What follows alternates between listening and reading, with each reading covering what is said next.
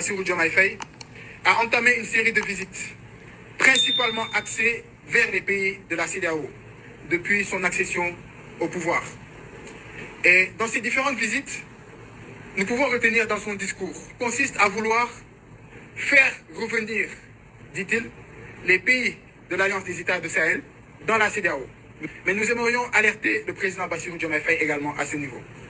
Nous aimerions lui dire que ces mêmes chefs d'État actuellement qui sont en train de l'exposer et de lui demander de faire revenir ces pays de l'Alliance des États du Sahel, ce sont ces mêmes chefs d'État qui se sont complotés pour mettre le Mali sous embargo. Ce sont ces mêmes qui se sont complotés pour fermer leurs frontières contre le Niger.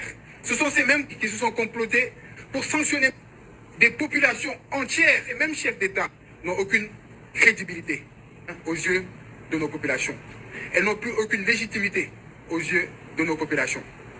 Et aujourd'hui, demander à ces pays-là de revenir à la CEDEAO, c'est leur demander de remettre le bâton à l'ennemi pour qu'il se fasse taper dessus à nouveau.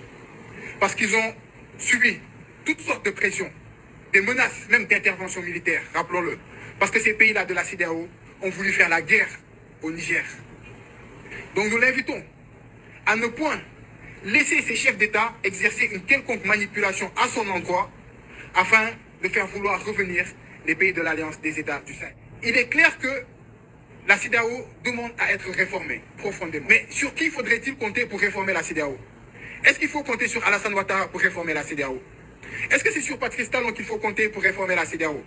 Est-ce que c'est sur les présidents nigériens, Bola, de la Guinée-Bissau, etc., qu'il faut compter pour réformer la CEDEAO? Je pense bien que non.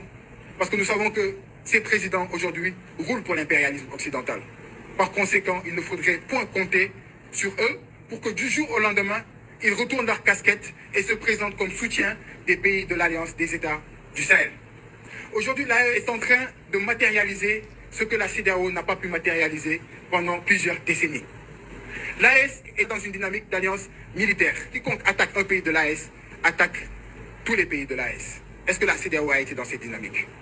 Aujourd'hui, l'AES est dans une optique de création d'une monnaie.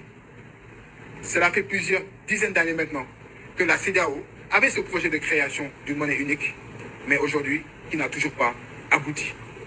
Aujourd'hui, l'AES est dans une dynamique de confédération, espérons-le, dans un futur proche, d'une fédération au sein de la CEDEAO. Ils se sont limités à l'intégration africaine. Aujourd'hui, nous estimons que l'enjeu réel, c'est la souveraineté et la fédération africaine.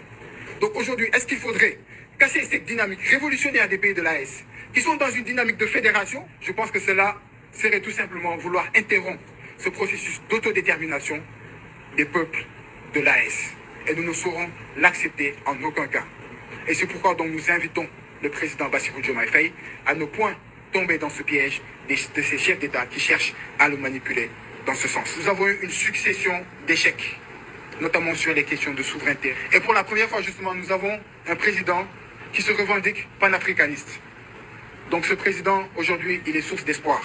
Et nous attendons réellement, aujourd'hui, cette rupture qu'ils ont très longtemps